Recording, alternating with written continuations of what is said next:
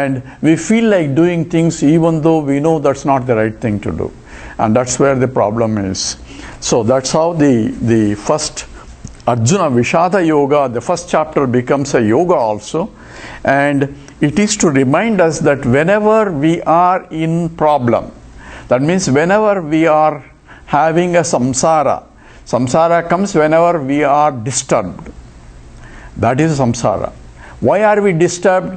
This is the problem. Because of our raga, dveshas. So the people are not following or meeting my expectations. That's why we get disappointed, we get angry and all that. And the problem is nobody meets our expectations. That's a problem. And we want wife to follow, husband to follow, children to follow, everybody follow according to our expectations, and they don't follow because they have their own expectations and their own value system. And we want them to follow our system, therefore there is always a conflict. So therefore, whenever we are in a mind has a conflict, know that that is a red signal, there is a problem. But the problem is, how do you solve a problem? That's why Krishna is going to say, that's why this is a yoga shastra. So I had to stand apart and look at the problem in a correct perspective. That's what. So what is right thing to do and what's wrong thing to do? And do's and don'ts have to be known beforehand. And the whole Gita starts with that. What is my duty here? So we have to do something in society because we are living in the society, and we have to deal with the people, and people don't meet our expectations, unfortunately. We want, this happens a lot in India. We were waiting for an internet fellow to come and fix it, and he said we'll come at 6 o'clock. Because we have to be there when he comes. So we're waiting and waiting, 6 o'clock, 7 o'clock, 8 o'clock, 10 o'clock, 11 o'clock, nothing happened. When we call him, oh, I'm coming, I'm busy with something, he has to fix some other problem. It's 6 o'clock of the next day he comes. So for them, he doesn't even apologize for what. This happened recently in the last Saturday.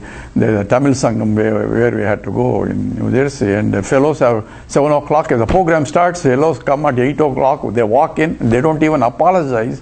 The fellows are waiting because it's taken granted that they can do whatever they want. So we find a problem where people don't meet our expectations, and this is always a problem. Now what should I do? Don't expect. That's a simple thing to do. So expect that people don't meet our expectations. So that is the way of saying, I had to do it. Yes. But recognize that this is the drama of life one has to go through. And since just that I don't meet other people's expectations, other people also don't meet my expectations. But still life goes on. To the degree that you can do it. To the things that you cannot do it, leave it. So that is the philosophy here. And here we start with the very first sloka, and that's point out the nature of the Gita itself. And that's the first sloka is, those who have books can otherwise chant along with me. Dharma kshetre kurukshetre, Dharma kshetre kurukshetre, samaveta yuyutsavaha, samaveta yuyutsavaha, mamaka pandavaschaiva, mamaka pandavaschaiva, kimukurvata sanjaya, kimukurvata sanjaya. So here says Dharma kshetre kurukshetre. This is the Dhritarashtra Uvacha, the blind king, and he's talking. So this is the very first sloka of the Gita, and the very first word starts with dharma. So the very beginning of the whole Gita starts with the dharma, and if you go to the end of Gita, Sanjaya talks about, he says yatra yogeshwara krishno yatra partho dhanurdharam tatra svir vijayor bhutihi dhruvani tirmatir mama. So in the end word is mama. So mama means mine. So if you connect these two, what is mama dharma? What is my dharma? So whole Gita is about your dharma. What is my duty?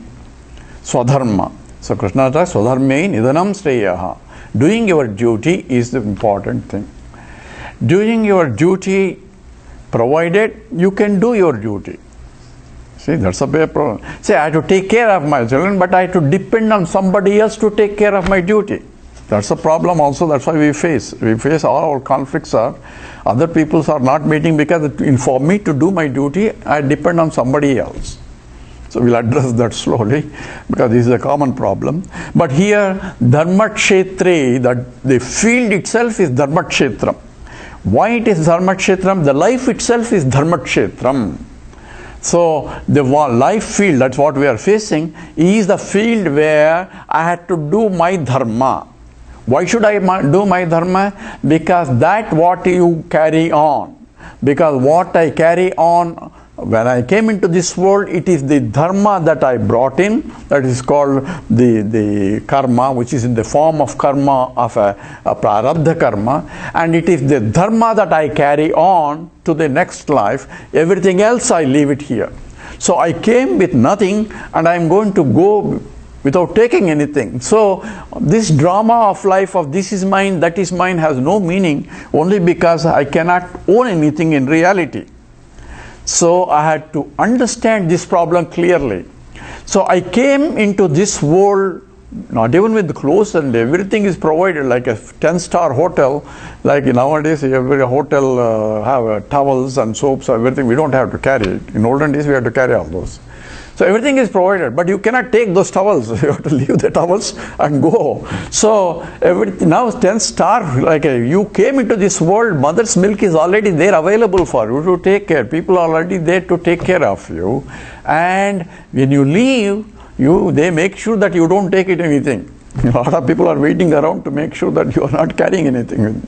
So therefore, you cannot take anything with you. So what is this ownership? Is itself is a fictitious ownership. So even that say patram, pushpam, palam, toyam, yomi bhaktya prayachas, you offer something to him, to me. Krishna says, what is that I can offer? Because if something that I had to offer, it should belong to me. So I don't, nothing is belong to me because everything is his only.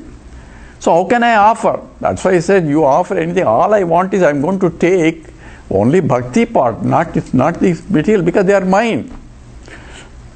So what should I offer? Tadiyam vastu govinda tubhyameva samappaye. Oh Lord, this is yours only, but I am offering it to you only because I have a notion this is mine. So what I am offering is my notional ownership is what I am offering. Because that kind of notions he doesn't have. He knows that everything is his only.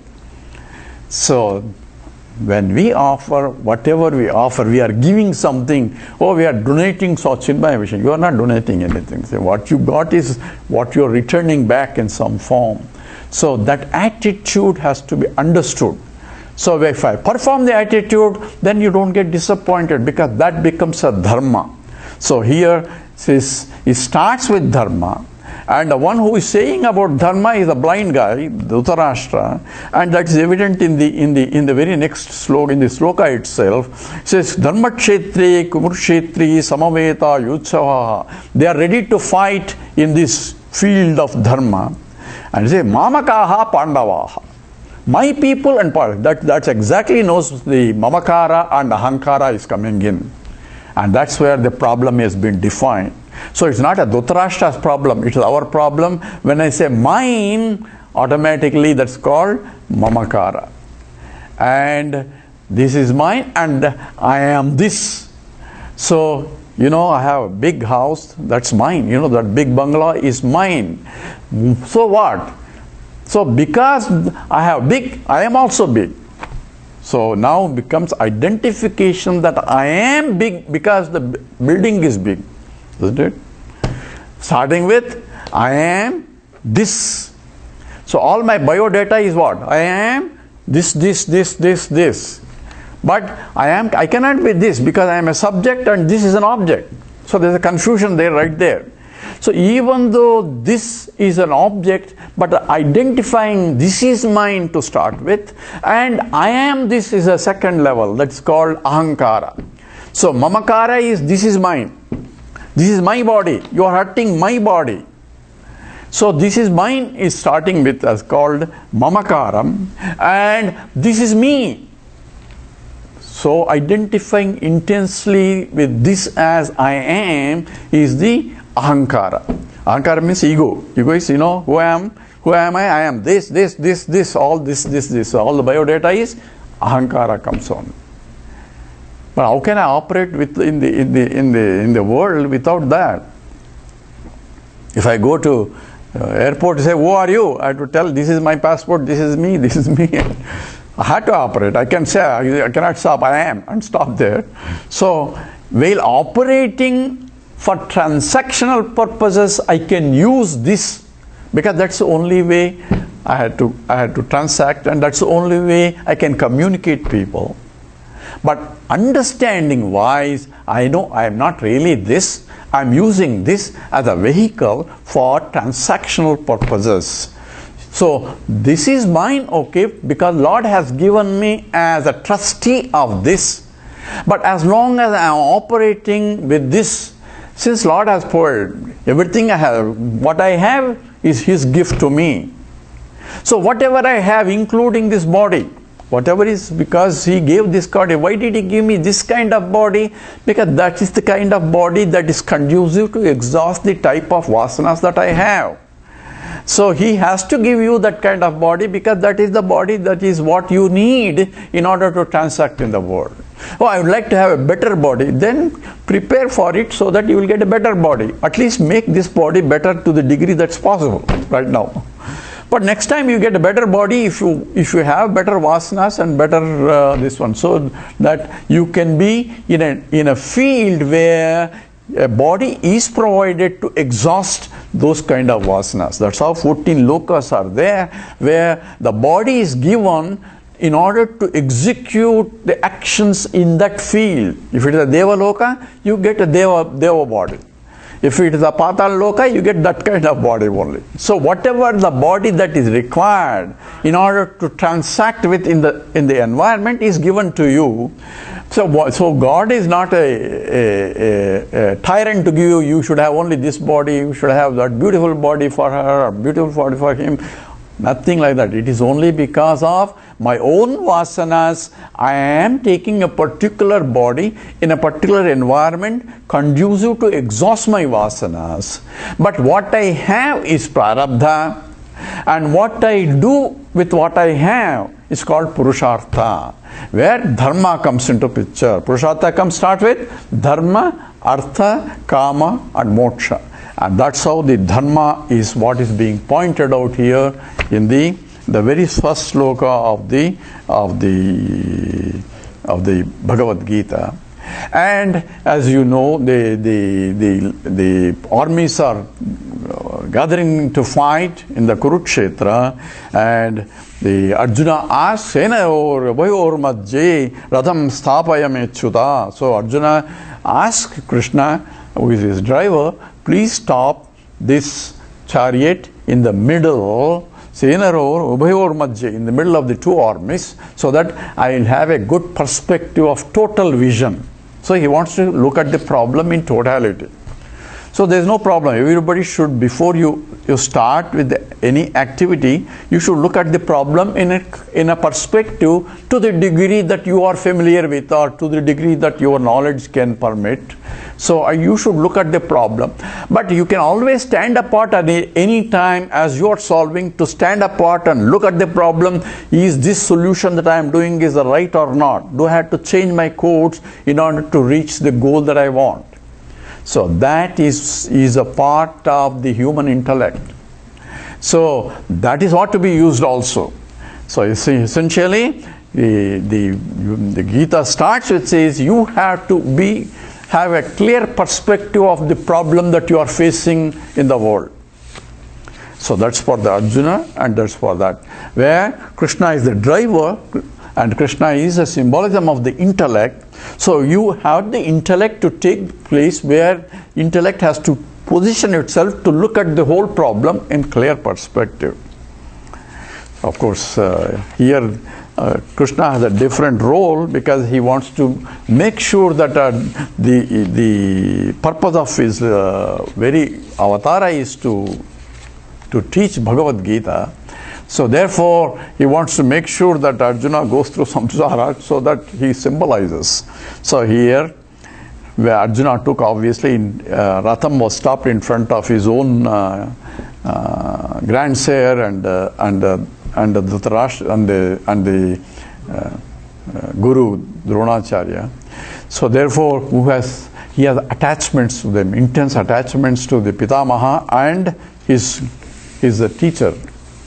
So therefore, Arjuna goes through emotional problem. Now, the intellect is trying to decide what needs to be done in a given situation. But now coming with the emotion now and clouding the intellectual judgment. And this is our problem. So when our problem comes only because people are intellectually oriented, they don't get emotions cloud the issue. So they will be more objective. But for people who are emotionally oriented, the issue gets clouded because they bring emotions on top of the intellect. Emotions are good provided they are directed. Misdirected emotions can cause problems. And that's what we'll talk about in terms of what Gurudev calls it as the two wings of the birds. You need a intellect and the emotion. And emotion becomes a problem because the intellect knows, I'm sure you all know Gita by now. So you understood Gita, you understood that everything. At the same time, the emotional commitment towards is not there. So that's what is called lack of jnana nishtha. So I understood, I am that. Everybody understand, I am consciousness, I am existent, blah, blah, blah. We hear Gitas, and after the Gita class is over, we are back again. Back again where? Back again where our hankara, mamakara gets carried away. So how do I pull it? Bring it back.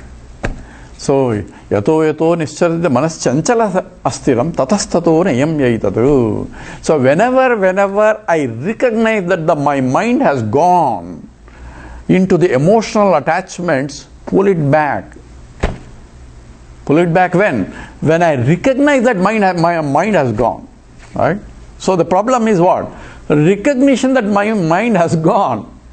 If that recognition itself is not there, what am I going to do? Attend one more Gita class.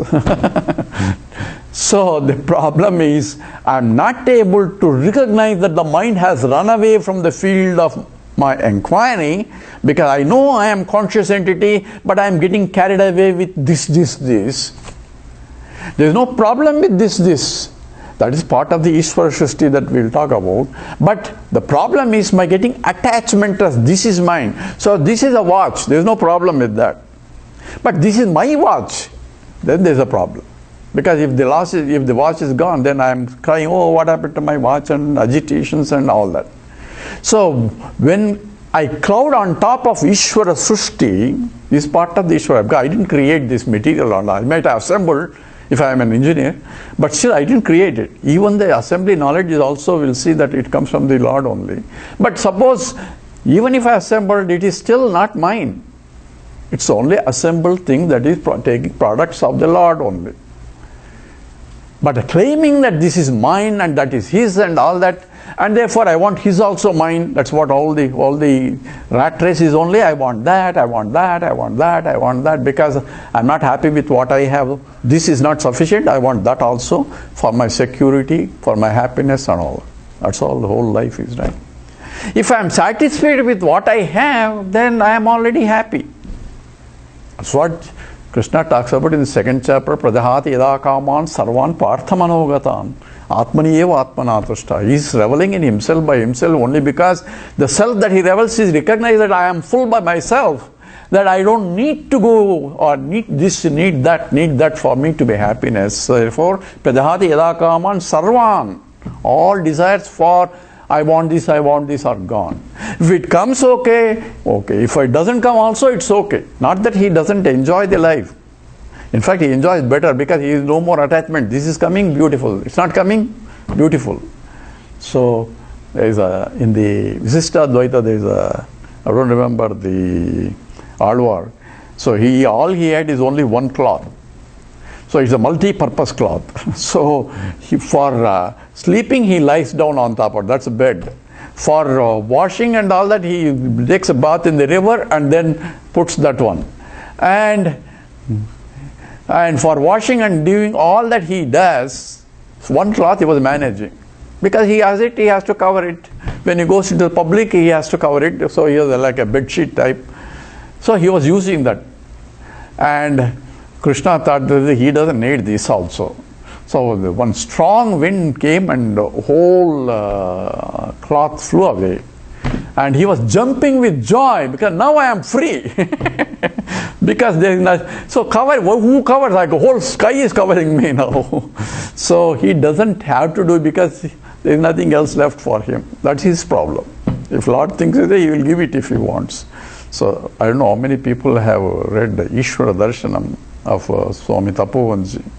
He gives a lot of beautiful, his own examples of what happened to him, but that's a separate issue.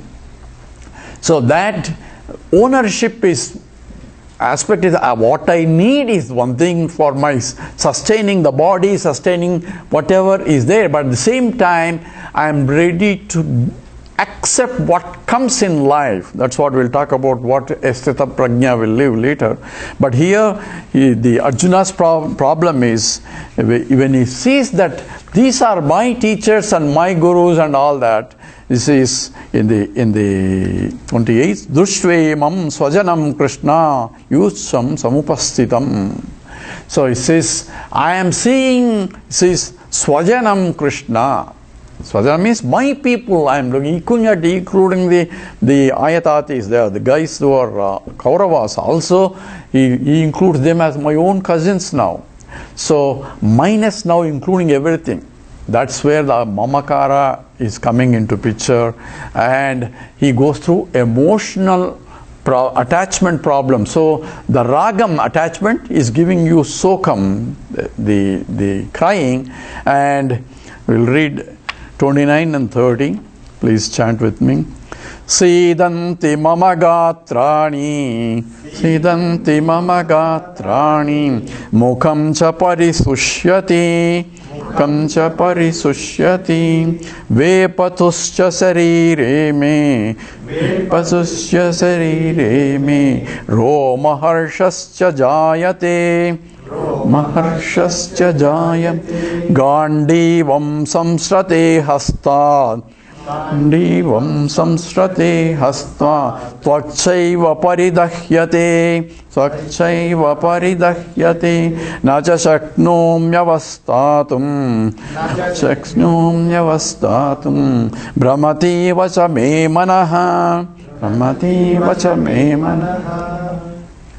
Here emotional attachment is clouding the issue, but it's clouding to the degree that it is now coming to the physical level where he becomes inability to act also. So whenever we are emotionally attached, we cannot really act.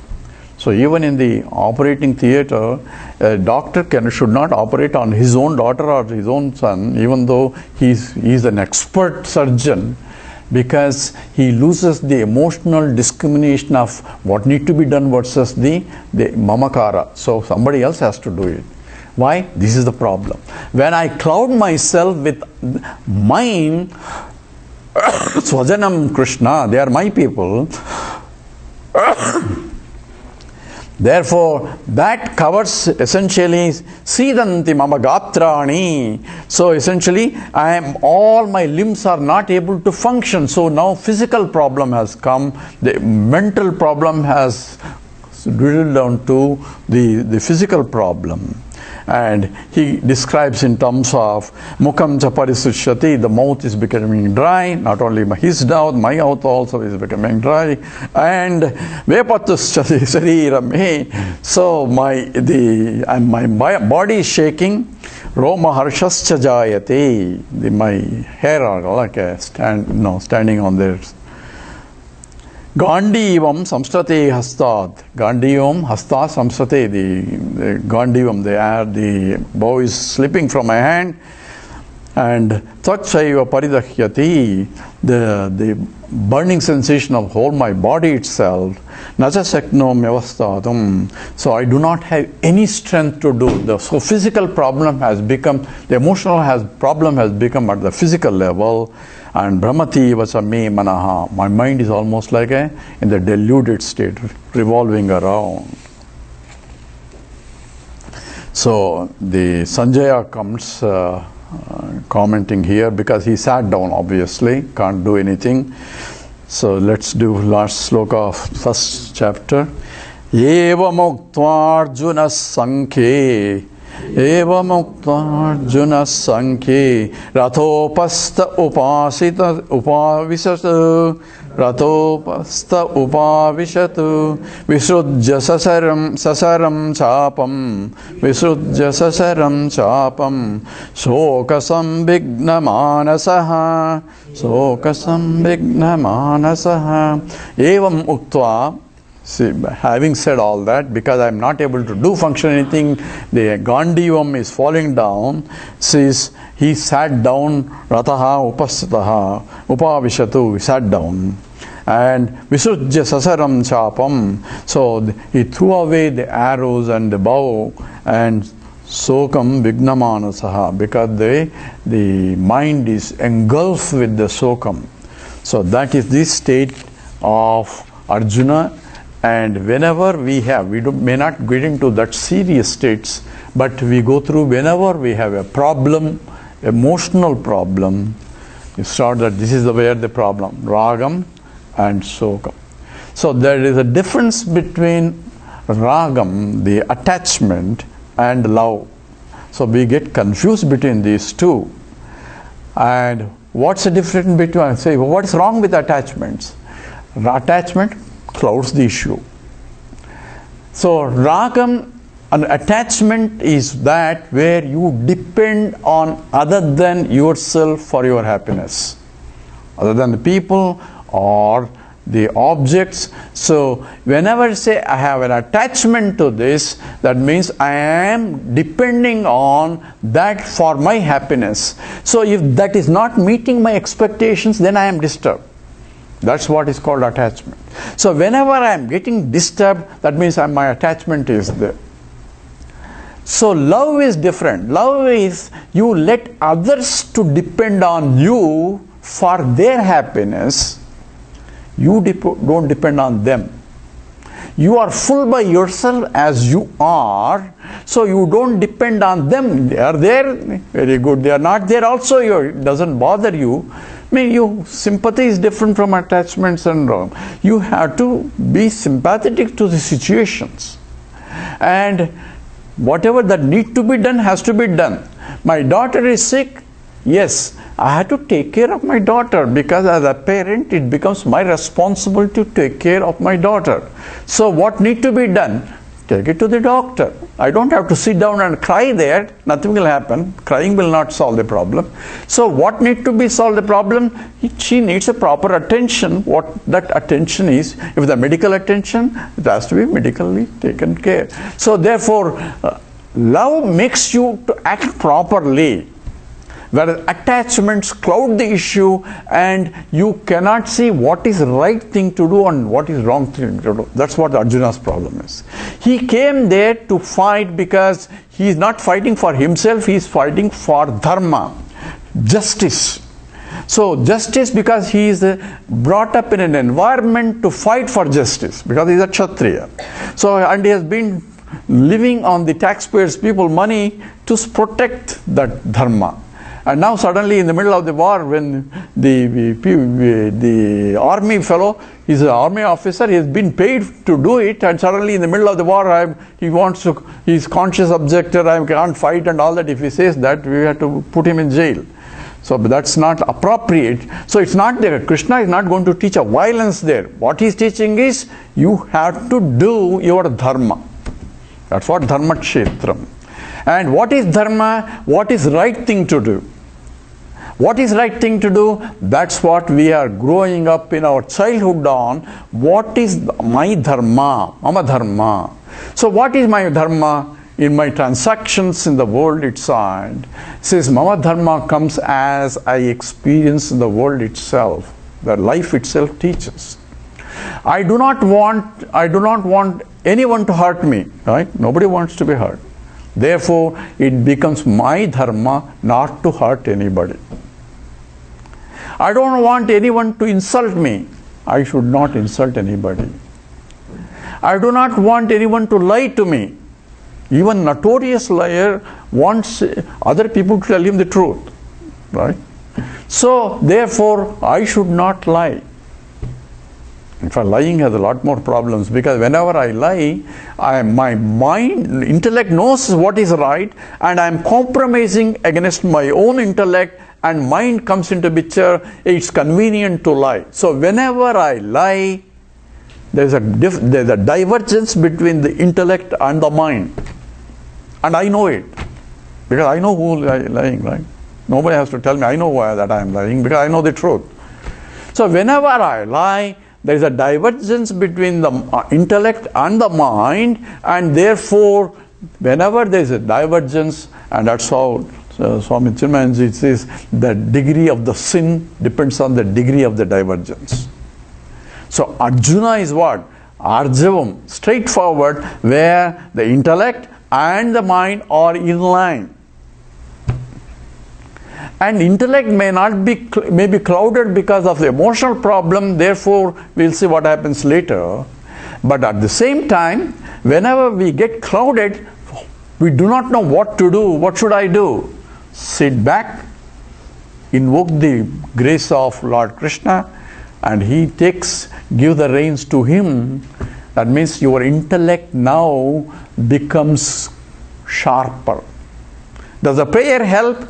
Prayer helps in terms of getting the emotional mind subservient to the intellect.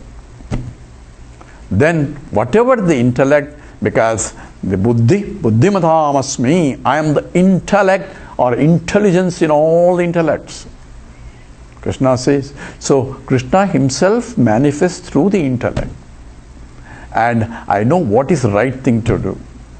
Some people do wrong things with the intellect because their attachments and the I think ego is overpowering their intellect, and that's all they can think. They are still in the lower ladder of evolution. So this is all we need to know. So how I should act? Says, what is my dharma? What's my dharma? I should do what I expect others to do to me. And I should not do what I don't expect others to do to me. That's a simple dharma, common sense dharma. And plus, I have to follow what the local dharmas of the what is legally dharma. I have to follow. I may be, my conscience doesn't permit that. I want to go violate that law. Then you will be punished also. Then your conscience has to bear with that punishment also. Don't complain now. Or go to an environment where your conscience and the local laws are in tune, right?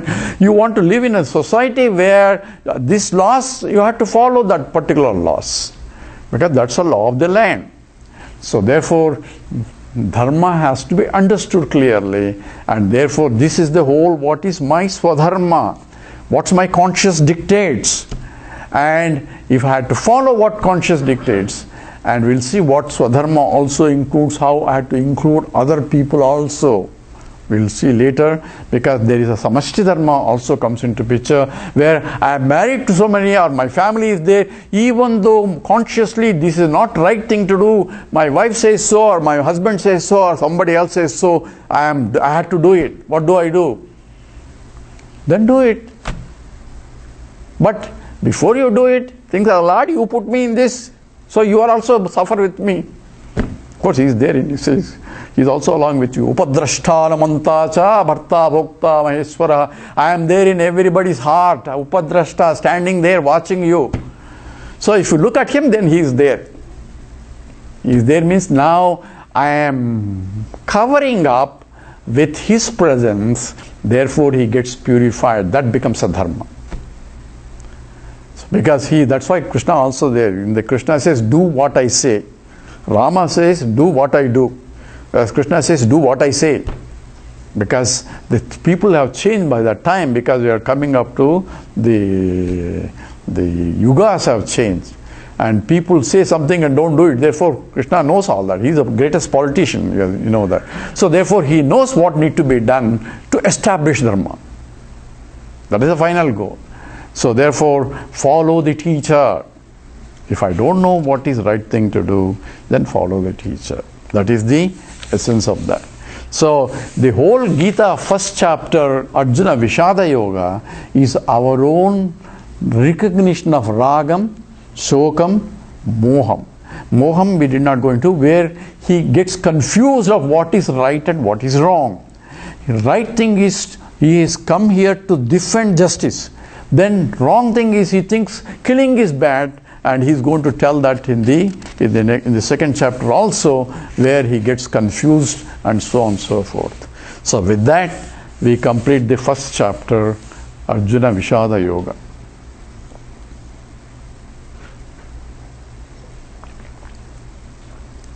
Now we go to second chapter called Sankhya Yoga. Sankhya is a word here means jnana. So there is a Sankhya philosophy also. So Sankhya philosophy is different. And in the Brahma Sutra, the whole second chapter talks about criticizes the Sankhya Yoga itself. There are several aspects involved. And I don't want to get into Sankhya Yoga, Sankhya philosophy here, but at least Sankhya Yoga means a Jnana Yoga, essentially. So second chapter is essentially an introduction to Gita. So it covers the whole picture of Gita in essence. And the essence of Gita is presented, and also how to reach that also is presented. Now we have Arjuna has a temporal problem. So first, Arjuna's problem has to be converted into a generic problem. So that otherwise we're not interested in Arjuna's problem. Arjuna solved the problem, Arjuna is gone. We don't need to study Arjuna's problem. Problem becomes, Krishna turns that into a generic problem, because this is a human problem. That's why Gita becomes an eternal knowledge, and we'll go into why it becomes an eternal knowledge later, but that's how a temporal problem is converted into a generic human problem, a human fundamental problem, and how to solve that fundamental problem. And that is required because I have a problem, we have a problem. Why I have a problem? Because I'm born. Because you are born, I have a problem? Yes. Yes, how? We'll see as we go. But right now Arjuna is sitting in a position where he can't even listen to anything.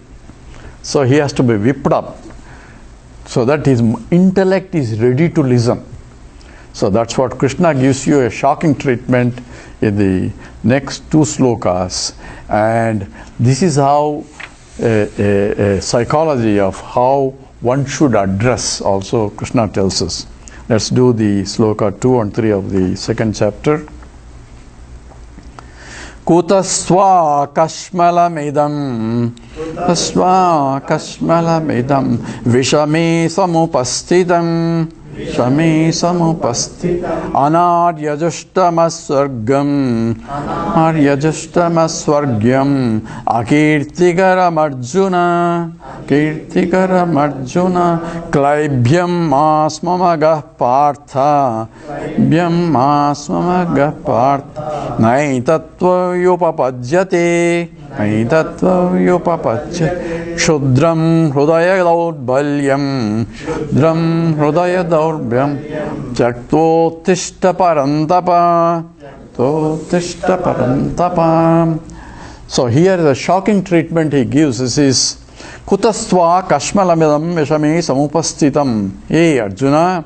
So this, Arjuna, so Anaryajustam and Asvargyam and Akirtikaram idam kalmasham vishami tva kutaha samupasthitam.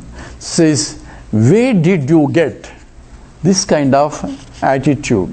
Kutastva, from where? Says, you have in that visham, in the right moment where you had to act, where did you get this attitude? So he says, essentially this is telling you, this is not your nature. So get up. So you are not, you say, you are really a fighter, and where did you get this kind of weakness? Where did it come from? So he says, when your child says, don't say you are a stupid to a child. You say, where did your stupidity come from? Of course, if they say, I got it from you, then you have a problem. So instead of saying, accusing the child, say, you are a stupid, you are this, you are ignorant, all that, says, this doesn't belong to you. Therefore, get rid of it. That means you can raise. So this is a positive way of insulting the guy. At the same time, whipping the fellow also. This is a psychologist. Arjuna says, Kutasva kashmalavidam vishame samupastitam. Where did you get this kind of weakness when you have to fight? In a critical time, because it is anaryam, it is not aryastvam, that is, it's not fit for a great people like you. And aswargyam, it is also, that is not because everybody wants to go to Swargam, it is not fit for going to Swargam. Akirtyam, it gives you apakirti. And idam kalmasham, this ajnanam is vishame, to you, kutaha, from where? Samupastitaha, from where you got it.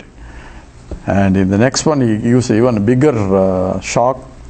Klaibyam me smoga partha, naitatvo vivapadyate, chudram hridaya daurbilyam chaktotishta parantapa. You are parantapa. Parantapa means you are a torture of enemies. So first he praises him to highest level. So that's, so Arjuna is happy to listen now. And then he tells you, says, you are klaibyam, you are like neither a man or a woman, you're acting like that. So neither emotions nor intellect is guiding you here. That's what it means. Your intellect overpowering both of them together and messing up the whole issue. Because of that, you do not know what is right and what is wrong. So therefore, klaibyam mas moga partha. So you have really give up this. And Kshudram Hridaya Daurbalyam, you have become a weakness of the heart. And Chaktva Uttishta, get up, arise. So essentially, he tells you, if anybody else says you are a klaibyam, means Napumsaka, Arjuna would have really fought and killed him. But even though he was there just recently, before the war, he was in that state, but he doesn't like to be reminded of that. So, remember in the Virat Purusha, he was doing all that. So, he doesn't want to be reminded. So, that's a shocking treatment for that. And therefore, all his logic is now condenses, and now Arjuna crystallizes his problem. So, in the next slokas that we read, this sloka 5 in the Gita, Guru nahatva hi mahanubhavan Unahatvani mahanam Sreyo bhoktum bhaichyamapiha loke Yo bhoktum bhaichyamahiha loke Hatvartakamanstu guru nihaiva Hatvartakamanstu guru nihaiva Bhunjiya bhogan rudhira pradigdhan Jiya bhogan rudhira pradigdhan Karpanya doshopahata svabhavaha Karpanya doshopahata svabhavaha Pruchami tvam dharma sammuda chetaha Pruchami tvam dharma sammuda chetaha Yasreyasyan nischitam bruhitan me Yasreyasyan nischitam bruhitan me Sishyasteham sadhimam tvam prapannam Sishyasteham sadhimam tvam prapannam. So in the first sloka it says, this is my problem. Guru no hatvani mahanubhavan. How can I kill the great teacher? And of course is the Pitamaha, the grandsire of Bhishma is there. So Mahanubhavam, they are great people, and it's better to say, O Bhoktam Bhaicham Avihe, it's better to do the begging alms than killing these people and get the land. Hatvarta Kamasta Guruni Haiva, Bunjiye Bhogan, Rudira Pradagdan. How can I enjoy this kingdom that I get, which is the impured by the blood of these great people. So that's therefore they are my teachers and my great people, and they are going to be killed. So they are not going to be there anymore.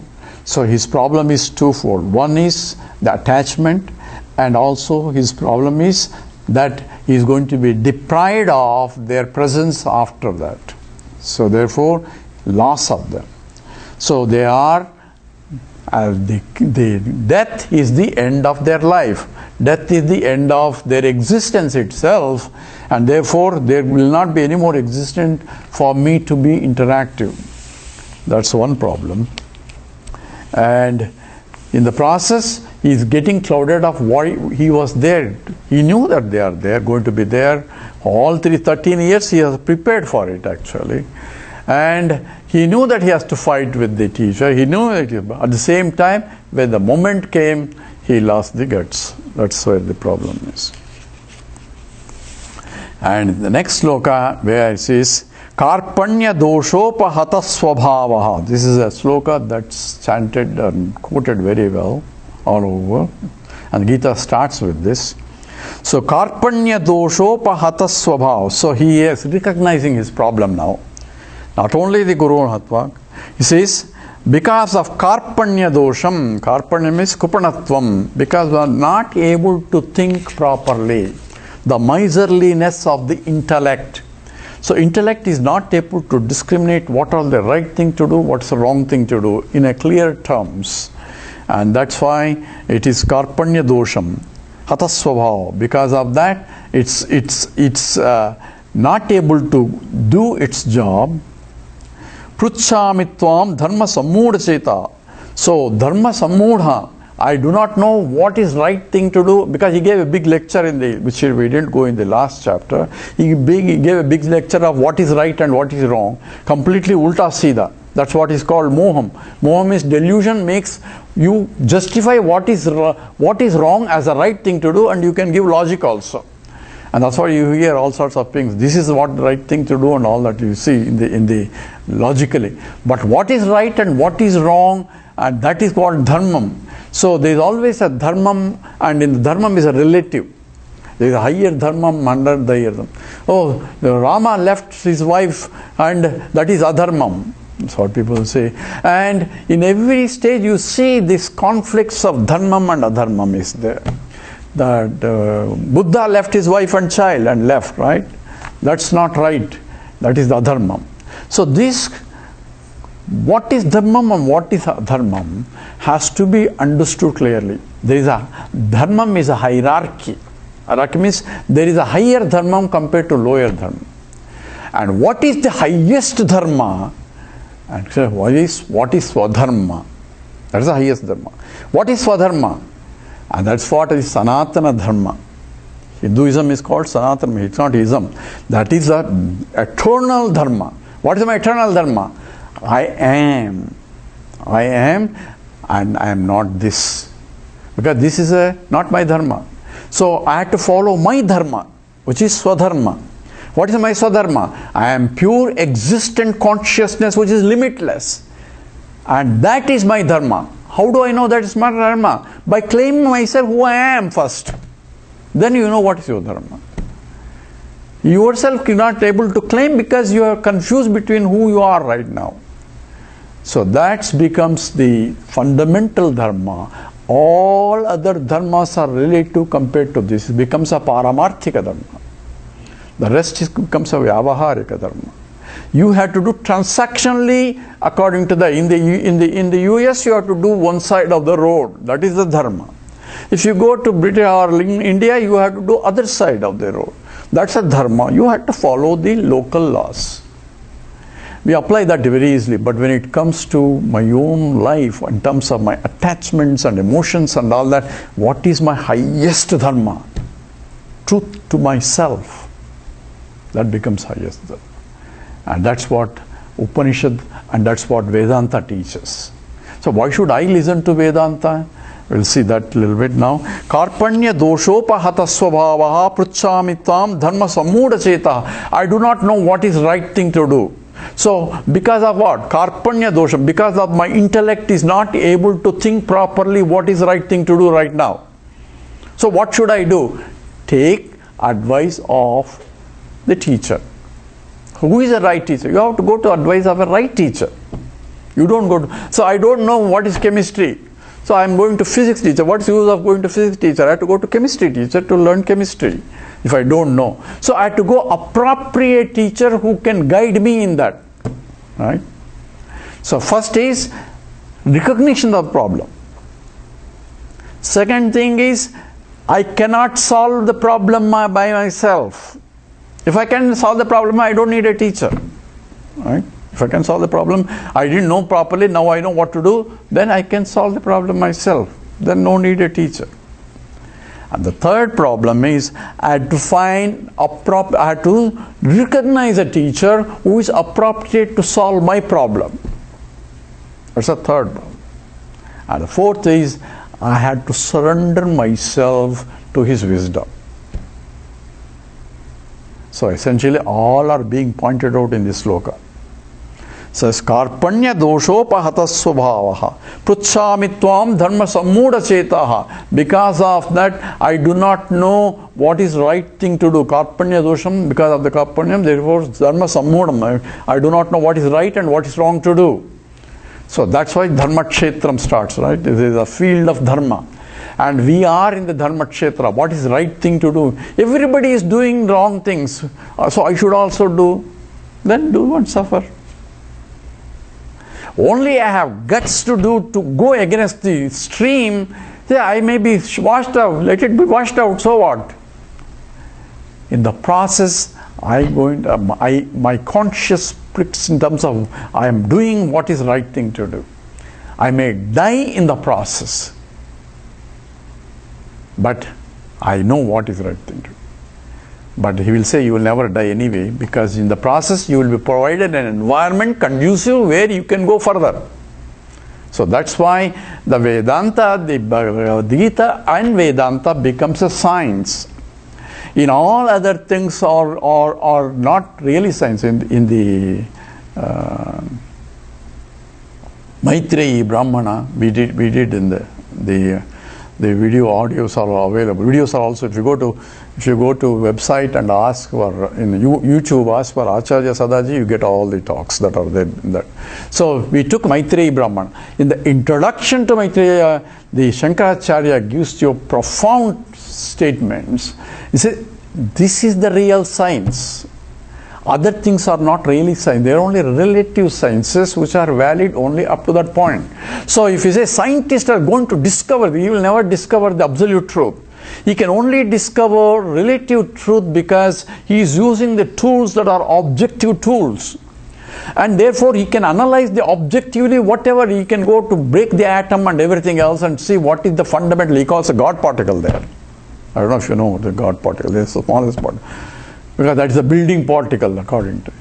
So he can, all that is objectifiable, but he forgets the fact that he cannot include the total system. Universe includes both the subject and the object. So objective sciences can only analyze the objective world using the objective tools, and those objective tools are valid to analyze the subject. Why? Subject cannot be objectified. That's the definition of a subject. Subject is that which cannot be an object. So how do you analyze the subject? You cannot analyze the subject using objective tools, because the objective tools are objects. Then what are the subjective tools? Oh, this is all dogma, this is all philosophy, this is all belief system.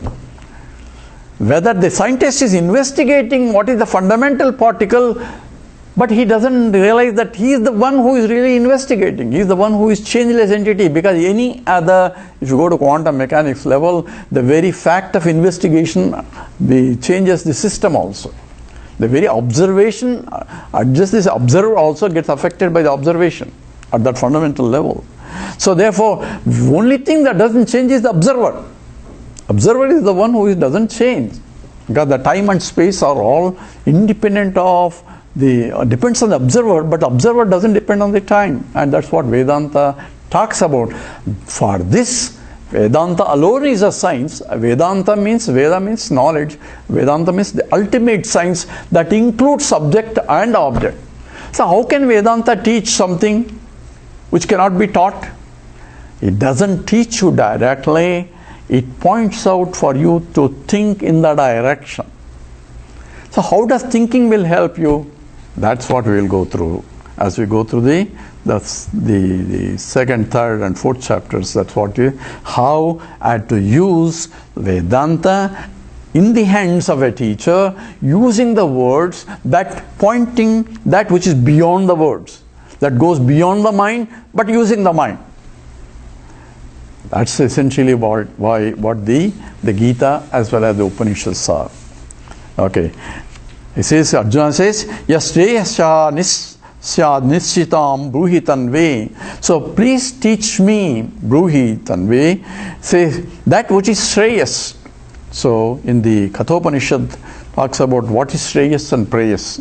So don't teach me what is good, what I had to do. But tell me what should be done as a right thing to do. That is what is Shreyas. Ultimately right. Not conveniently right. So what is the highest right? And that is what is called Shreyas. So in the Kathopanishad, these are people who go along with the path of Preyas and path of Shreyas. And this Gita talks about Shreyas. And even though you may have to fight, but you are now fighting in order to transcend to a situation where you are beyond the fighting itself. That you will see when you come to the Ishvara Swarupam in the 11th chapter. Those who are interested, there's a series of articles I am putting on my Facebook, Ishvara Darshanam. But anyway, not that I want to get you distracted, but that's, yes. And yes, Sishyasteham sadhimam tvam prapannam. I am your disciple. So until then, until the second chapter, until Arjuna stopped talking, Krishna never opened his mouth. And only he gave a whipping to wake him up.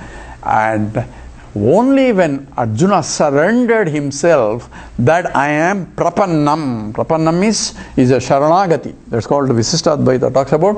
The sharanagati means I am completely under your sharanam. I am ready to be disciplined according to. That's what his disciple is. So disciple, so guru, teacher doesn't say I am your guru. The teacher, the student has to discover that he is my teacher. Because I am able to follow and learn because of him. Things are becoming crystal clear because of his teaching. Therefore, he is my teacher. So, a disciple has to discover, and Arjuna knows, Krishna knows, and therefore, Sishyatvam sadhimam tvam prapannam. So, he has already reverential attitude because that's what he wanted Krishna to drive his chariot. You know the previous chapter, in the previous story, where Krishna and where Duryodhana and Arjuna both went in search of Krishna. They want him to fight. But Arjuna said, I am not going to fight. I am one side. All my army will go to fight. They are on the other side. You choose whichever. Since Arjuna, you are the younger, you can choose first. So Arjuna chooses, I want you. I can fight. But with you, I can fight. So that's why he's called Arjuna. Because he has a purified mind. I need an intellect to drive me correctly. That's all he needs. Whereas Duryodhana was very happy because he has so many people. Of course, Bhishma scolds him for that. Anyway, that's the Duryodhana's problem. So here, the surrendering is essentially involved, and that's where the teaching starts from this on. Until then, it's only the temporal problem addressing. So from our problem, the Gita teaching will be helpful only when my mind is surrendered completely to the teaching. Teaching work. At those days, in olden days, they used to go to the Himalayas and learn. But now the system has changed, because at that time they used to maintain the Gurukulas and all that. Now it's all secular and all that. Only Muslims and other people get money, not Hindus. So anyway, we have to approach a right teacher, and that's what is the purpose of Chinmaya mission is. Anyway, that's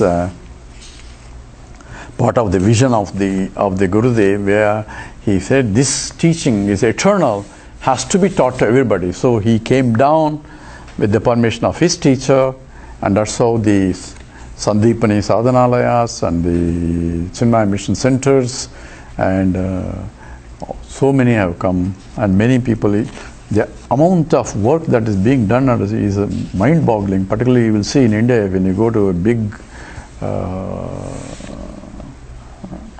Chinmaya centers, there's so many Swamis, so many Brahmacharis, everywhere is teaching all over the country. It's a mind-boggling institution anyway. So with that, we will start the Gita teaching itself. We'll do 5 slokas here. Sri Bhagavan Uvacha Asocyananvasochatvam Prajnavadamsya bhashase Gatasu nagatasumsya Nanusochanti panditaha Natve vaham jatu nasam Natvam neme janadhipaha Nachaiva na bhavishyamaha Sarve vayamatah param Dehinosmin yatha dehe Kaumaram yauvanam jara Tada dehantara praptihi Dhirastatra na mukhyati Nasato vidyate bhavo Na bhavo vidyate sataha Ubhayorapi drishtantaha Tvanayostattvadarshibhihi. Stop here if you cover that. So it says Asocyan anvasochatvam prajnavadam sabhashase gadaso nagadasum chananu sochanti panditaha. So he says asocyan, you are crying, asocyan anvasochatvam, where there is no need to cry. So first thing is, there is no need for you to cry. Stop crying. And also you are talking prajnavadam, suppose you talk big logic and all that, as though you are a wise person, you are talking like that. Why? He justifies here. Gadaso nagadasum cha nanu sochanti panditaha. He says, Guru Natvan Mahanabhavan. How am I going to kill them? And he's crying for that. He says, Gadaso nagadasum cha nanu sochanti panditaha. Panditaha, the one who are panditaha, the one who are wise people. One pandita, one who has the knowledge of the reality. That's what the truth. So panditaha na anusochanti, they do not cry. For whom? Gatasu na gatasu. For those who have died and for those who are dying. There are only two kinds of people.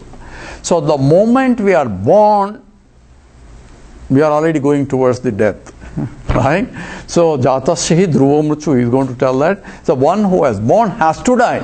So our death is already guaranteed because we are born. So therefore we are heading towards, in the 11th chapter you see, we are rushing, some are going very fast, some are going slowly towards the mouth of the total. The mouth is nothing but the Kalapsvarupa. So this is essentially, you are crying where there is no reason for you to cry. For both dying or those who are dead. So how can that be? Because he says nobody really dies. That's why there is no reason for you to cry. See, natve vaham jatu nasam natvam neme janadipaha naseva na bhavishyamaha sarve vayamatah param. So this is natu vaham, there was never a time I was not there, and now there was a night time you are not there. There was never a time this all Janadipa, all the kings are there, and there will never be a time where they will not be there in the future also. Means they are eternal. So therefore, Panditaha na anusochanti. Therefore, Panditaha will not cry. Why? Because they don't die. Only when something dies, you have to cry. So if I am going to lose it, I say, you will never lose it. Then I will say, why should I cry? But I am going to kill. That he will tell you, the one who is killing and all that is all is meaningless. So here, we need to understand this and apply it to our lives. Since whenever we cry, we stand back and remember this sloka. Panditaha anusochanti. Even death, people don't cry. Then why am I crying for the silly small things? We cry for everything. Right? So even when the people are dying, also people, Panditaha, don't cry. Don't laugh there. Go to somebody, don't laugh. You understand this. Intellectually understand, but sympathize for people who are crying. Don't say, hey, don't need to cry. At that time you don't give this, because this advice is given to Arjuna after he surrendered and asked for advice. Don't go and give advice to people without asking. So don't teach Gita to everybody unless they ask for it. Right? You have to be careful. This Gita is teaching only meant for, so Krishna in the 18th chapter, don't teach that people who do not have faith and who do not believe in me. So don't teach that. It's because useless. So those who have faith and all those who ask for advice, then you give the advice, because we are experts in giving advice to everybody else, whether they ask or not. But here Krishna demonstrates that you have to give advice only when you are asked, provided you know. So here, Panditaha na anusochanti Panditaha, we just quoted last time. This is Vijaya Vinaya Sampanne Brahmane Gavihastini. This is Sunischaiva Swapakaicha Panditaha Anusochanti. See, Panditaha Samadarsana, right? They do not cry because they see oneness pervading. And what is that oneness pervading everywhere?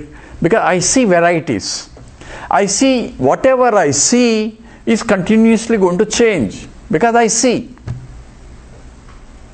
Why?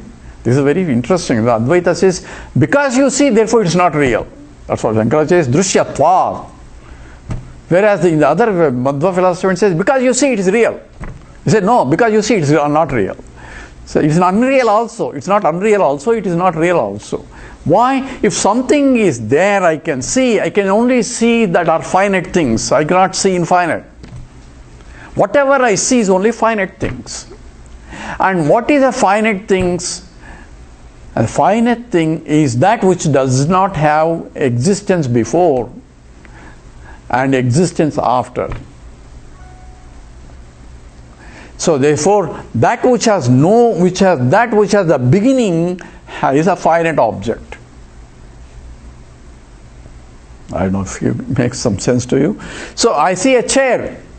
I say a chair because it has a beginning. There was a time where it was not a chair, and now it is a chair, and there will be a time where it will not be a chair. Right? So what will be there? It was something else. It became into chair. It will be something else. So it is now a ring and it became a bangle because ring is there. Therefore I see a ring, and ring is different from a bangle and a necklace and a bracelet. But all these differences and all are only attributes belong to ring is different from a bangle, is different from a necklace, but those attributes belong to the finite objects. Only finite can be defined, and any definition is applicable only for a finite, because a definition is that which differentiates one object from another object. That's what a definition is. A scientist defines more precisely an object, he defines so that you can precisely understand it, differentiate from something other than that. That's what an object is. So every object has a definition, and every definition applies to an object. And every object is finite because it's a finite, space-wise finite and time-wise also finite. Because if I break the chair, there is no more chair. What is there? Now a piece of junk there. So there is one entity which is changeless entity in the changing things, right? So it was a wooden chair. It was before that it was some wood of a plant. Now I made into a wooden chair form or a table form or a desk form. So form has changed, utility has changed, transactions with it are changed, purpose is changed, yet it is just wood. So what is there is, chair is only a naam ke vaste. Naam ke vaste is namesake, an object there, but object is only for convenient for me to, because chair has utility different from a table. Yet existence of a chair itself is questionable because it has only temporary existence. But any temporary existence should have something, adhara, that is permanent, more permanent than the chair, right? Like a wood. Or if you go to fundamentally, we have electron, protons and neutrons. So electrons, protons, neutrons are in the form of a chair here, in the form of a table there, in the form of different objects that I see. So what is there which is changeless entity in all the changing things? So from the scientist, physicists say electron, proton, neutrons, and he is trying to find out what are those fundamental changeless entities called fundamental particles. Isn't it? What he is doing now? Ignoring the one who is investigating as a fundamental particle, he doesn't know. But the point is that if something is changing, there has to be changeless entity. So if I say I am, coming back to our own self, when I say I am what? I am this, right? That's how we our all biodata, starting from idam shariram, this shariram, this mind, this intellect, all this that I can point out. But all this is continuously changing. So, but I am is not changing. I am same when the body, mind, intellect is different when I was a child. I am same when the body is adult. I am same as when the body, mind, intellect are becoming old. But I am same. Say, when I was a child, I was doing this and I can recall. That's called the oneness that pervades all states of my BMI, and I am the changeless entity, and these are not me that are changing things. Wherefore, natvevaham jatunasam natvam neme janadipaha nachaiva nabhavishyamaha sarve vayam atah param. There was never a time I was not there. You as an existent consciousness was not there. It was there every time you are there. That means in future, that means it's a changeless entity, because every changing thing should have a substantive adhara, adhishthanam, that which is changeless entity. And that changeless entity is what? And a physicist is looking for the changeless entity, and he wants to call fundamental particle, which is changeless entity. But Vedanta says what is changeless is pure existence alone. That's what Krishna gives you, the absolute law of conservation. Nasato vidyate bhavo, nabhavo vidyate sataha. Asataha, nasataha vidyate bhavo. That which is non-existent can never come into existence. That's the law of conservation. And that which exists will never cease to exist. And that is a permanent one. That is what is the absolute truth. That's why Vedanta is a science. A law of absolute law of conservation Krishna gives you here in the second chapter, in the 16th mantra. Says that which exists as an existence. What is existence? That we will discuss a little bit. So what is that existence that it doesn't cease to exist? That I cannot see. Because if I see, it's an object. Follow now? So it is imperceptible. No, none of my senses can detect that. But that because of which it exists. The whole universe is.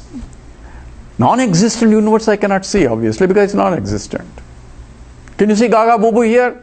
So what is Gagavu? I don't know. Can you see? But how can I see? I don't know what it is. A non-existent entity cannot be seen. Only existent entity, because existence is that which provides existence to all objects. Follow now? So this exists. The guys you can see. Non-existent watch you cannot see. So where is the existence in the watch? What do you mean, where is the existence? It exists because of that. Watch exists because of the existence itself. But existence is not limited by the watch itself. Because beyond the watch, space exists.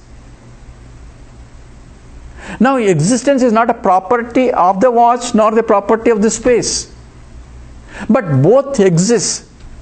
And that which is, I cannot see it because it's not an object. But without it, it cannot exist.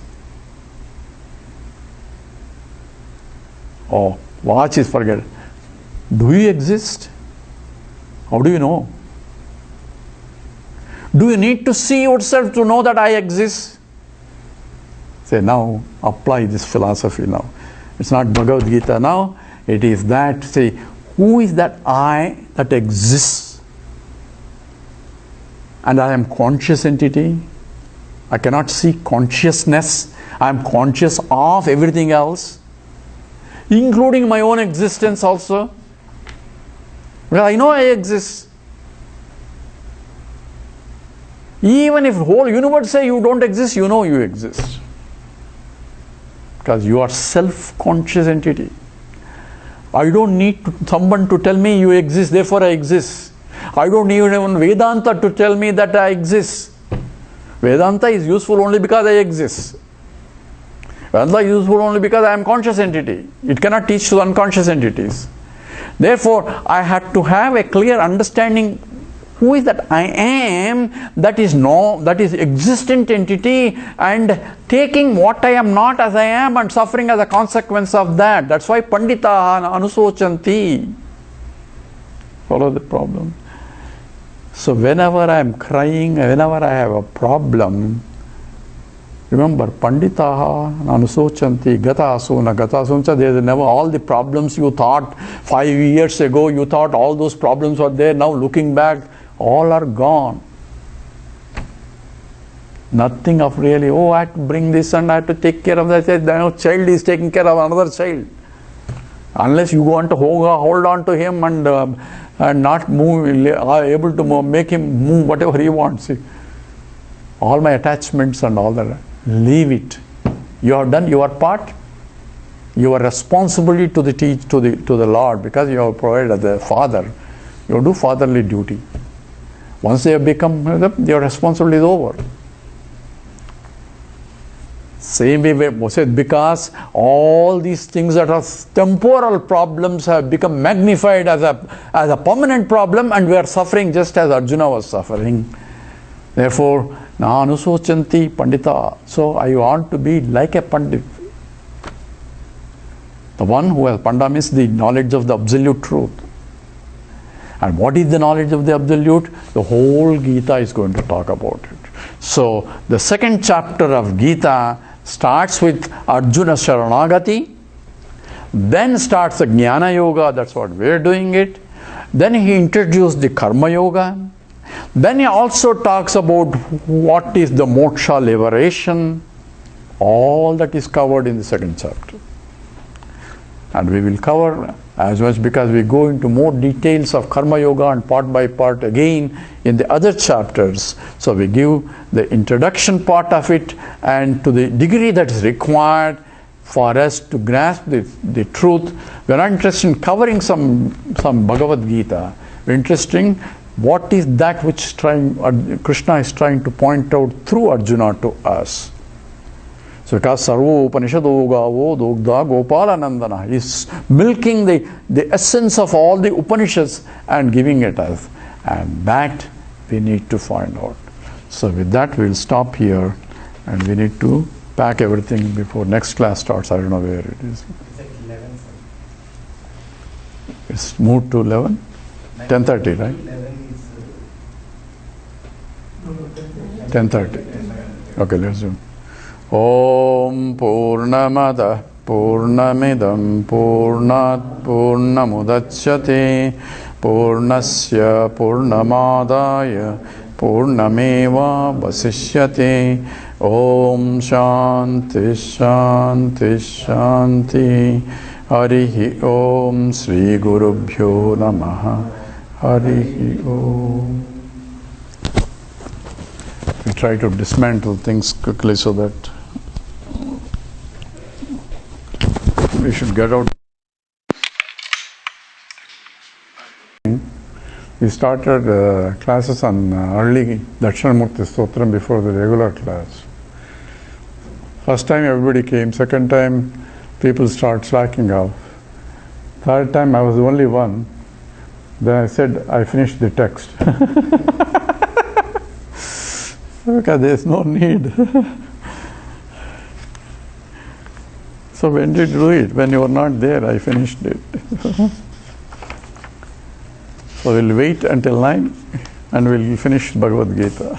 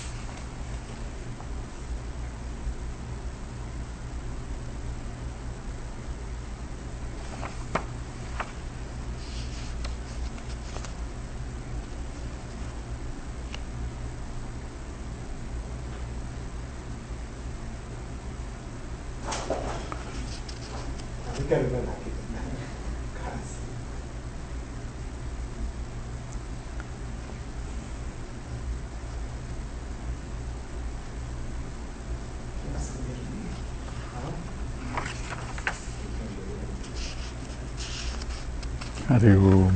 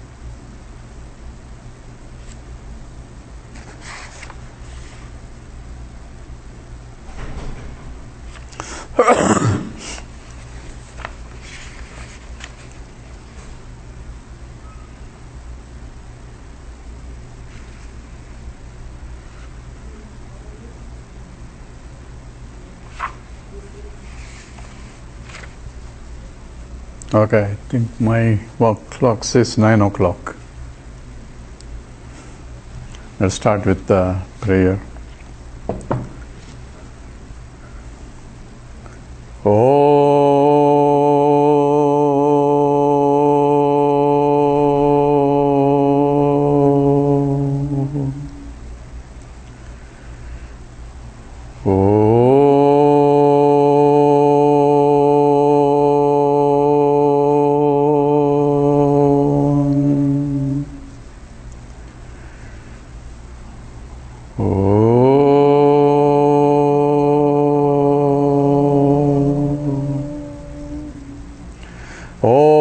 समस्त जन कल्याणे निरतं करुणामयं Namami Chinmayam Devam Sadgurum Brahmavidvaram Vasudeva Sutam Devam Kamsachanura Mardanam Devaki Paramanandam Krishnam Vande Jagadgurum Tvameva Mata cha Pita Tvameva Tvameva Bandhusya Sakha Tvameva Tvameva Vidya Dravidam Tvameva Tvameva Sarvam Mama Deva Deva Tvameva Sarvam Gurudeva Deva.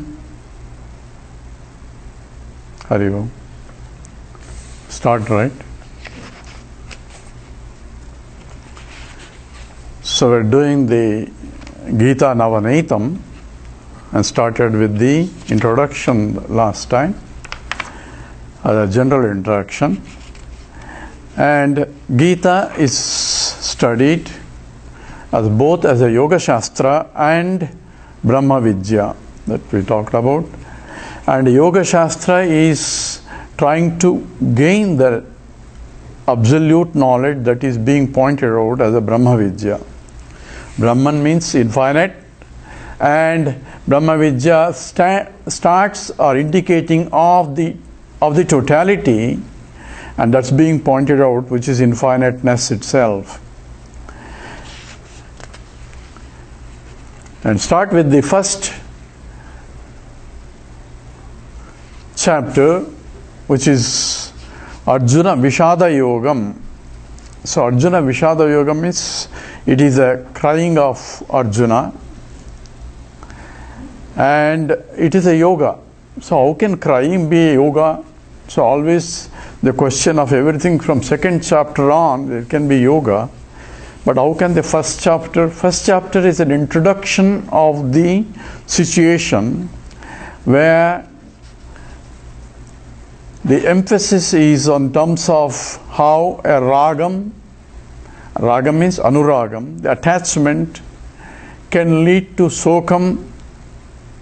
Sokam is the crying or the suffering, and that leads to moham. Moha means a delusion. So ragam, sokam and moham, and this is a samsara. So we are not worried about what specifically Arjuna's problem. Arjuna has his problem and he solved the problem. Why should we study his problem? So his problem is not of interest other than identifying ourselves that we have the same problem as Arjuna has. So emphasis or recognition of that the problem that Arjuna is facing is a fundamental problem, a human problem. Therefore, Gita becomes relevant only because I can also identify the basic problem. So what is the basic problem? It is the ragam. Ragam means attachment, anuragam. So Arjuna has his own attachments and we have our own attachments, and sokam, that leads to because of the attachments, and the attachments leads to because things that I am attached to and I am not getting what I want. That's where I have expectations, and expectations are not being met, and therefore I am disappointed. Therefore sokam comes, because things are not in my control. If there are things in my control, there is no sokam. I can adjust the setup. But I get upset only because I am not able to change the setup conducive for my ragam, for my likes. And that's what Arjuna's problem also. And therefore, we are looking at the fundamental human problem, and that's what Krishna also recognizes the problem. So solution he offers is not a temporal solution, but a solution that's valid universally. And therefore, it's applicable for generations to come. As we discussed last time, this is Parthaya Pratibodhitam Bhagavatam Sri Narayanena Swayam. So Lord Narayana himself is teaching to a human being.